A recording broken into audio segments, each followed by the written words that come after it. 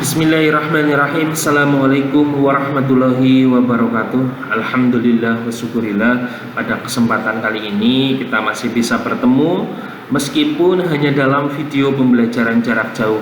Mudah-mudahan anak-anakku semua dalam keadaan sehat, semangat, dan siap untuk mengikuti pembelajaran. Pada kesempatan kali ini kita akan belajar tentang gangguan pernapasan. Kalian bisa membuka buku tema 2, subtema 2, pembelajaran 1. Pak Guru mohon izin ya untuk melepaskan masker karena Pak Guru berada di satu ruangan dan sendirian. Faktor-faktor penyebab gangguan pernafasan. Ada 3 faktor yang menyebabkan gangguan pernafasan. Yang pertama ada faktor fisik, faktor penyakit, dan faktor lingkungan. Faktor fisik, adanya kelainan pada organ pernafasan dapat menyebabkan gangguan pernafasan.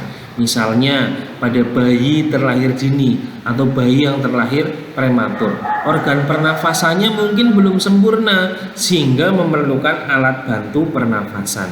Yang kedua ada faktor penyakit. Banyak penyakit menyebabkan gangguan pada pernafasan.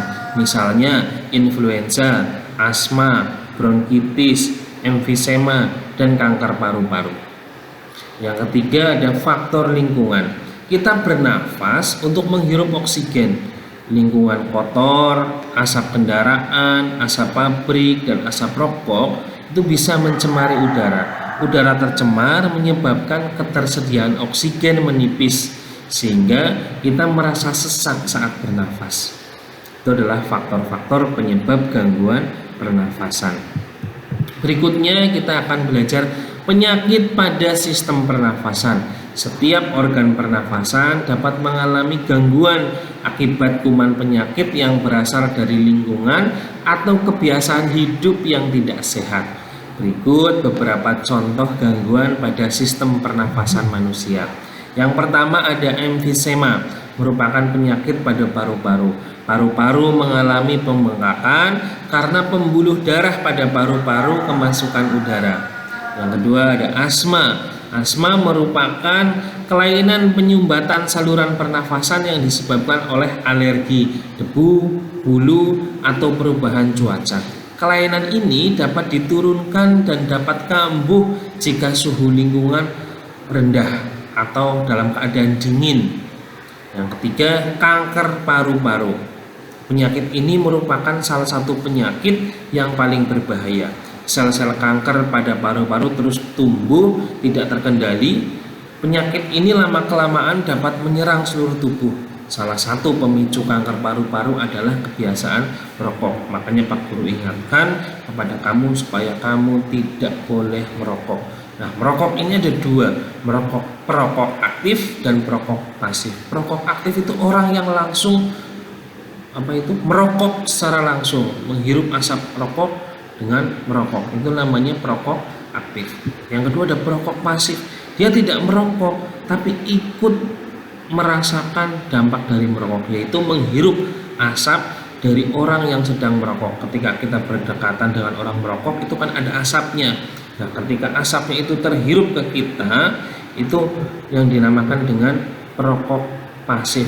Tidak merokok secara langsung tapi ikut terkena dampak saat ada orang yang sedang merokok, ikut menghirup asapnya saat ada orang yang merokok. Makanya ketika ada orang yang merokok di dekat kamu, kamu ingatkan supaya jangan merokok di dekat kamu, karena nanti kamu bisa menghirup asap rokok tersebut dan itu lama-kelamaan bisa berbahaya untuk kesehatan tubuh kamu.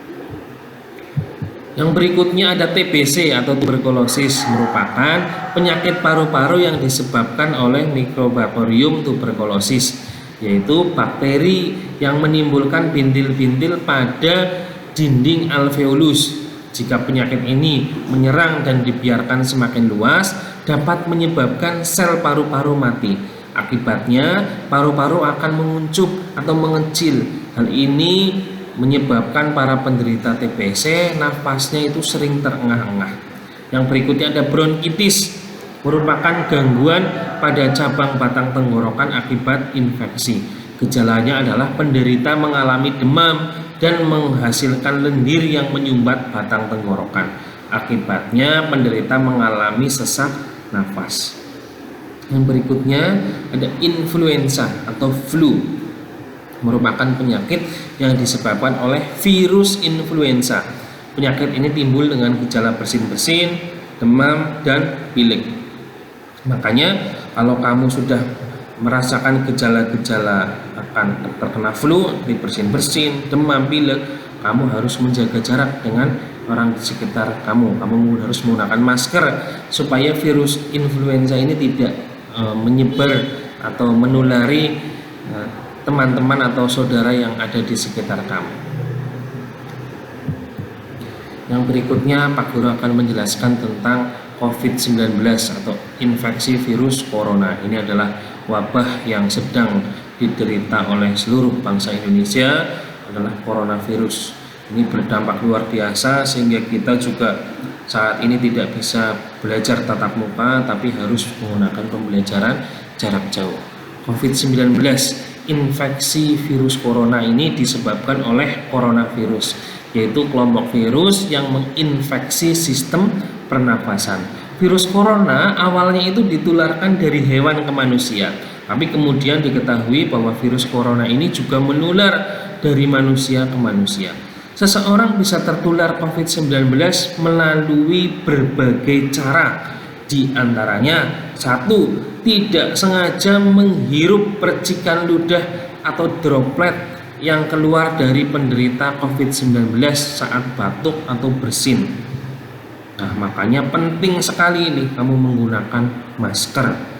Yang kedua, memegang mulut, hidung atau mata tanpa mencuci tangan terlebih dahulu setelah menyentuh benda yang terkena cipratan ludah penderita COVID-19. Pak Guru mengingatkan supaya kamu mematuhi protokol kesehatan, menggunakan masker, cuci tangan, dan jaga jarak. Nah, yang ketiga ini kontak jarak dekat dengan penderita COVID-19, misalnya bersentuhan atau berjabat tangan. Ya, di masa pandemi ini Pak Guru mengingatkan agar kamu selalu mematuhi protokol kesehatan. Berikutnya adalah gejala coronavirus. Nah, gejalanya ini bervariasi mulai dari flu biasa hingga gangguan pernafasan berat menyerupai pneumonia. Gejala corona yang umum dialami oleh penderita adalah demam tinggi disertai menggigil, batuk kering, pilek, hidung berair dan bersin-bersin, nyeri tenggorokan, sesak nafas. Ada juga gejalanya anosmia, ya, indera pembaunya mengalami berkurang fungsinya, tidak berfungsi secara maksimal, ya, tidak bisa membau, tidak bisa mencium aroma. Nah, ini adalah COVID-19 atau coronavirus atau virus corona, ya. Pak Guru mengingatkan kembali agar kamu selalu mematuhi protokol kesehatan. Yang berikutnya adalah asma. Tadi sudah Pak Guru jelaskan, tapi ini akan dijelaskan lebih detail. Ini adalah gejala awal asma, biasanya batuk, terutama pada malam atau dini hari, sesak nafas, nafas berbunyi yang terdengar jika pasien menghembuskan nafasnya, rasa berat di dada, dan dahak sulit keluar. Ini tadi adalah gejala umumnya. Ini adalah gejala berat penyakit asma, biasanya serangan batuk hebat, sesak nafas yang perkembangannya pasien berpenyakit asma dapat mengalami berat atau nafasnya tersengal-sengal, kemudian kulit kebiruan dan sulit tidur, kemudian ada kesadarannya menurun juga. Ini adalah gejala berat penyakit asma. Pak Guru kira untuk pertemuan pada kesempatan kali ini cukup. Semoga yang kita pelajari hari ini bisa bermanfaat.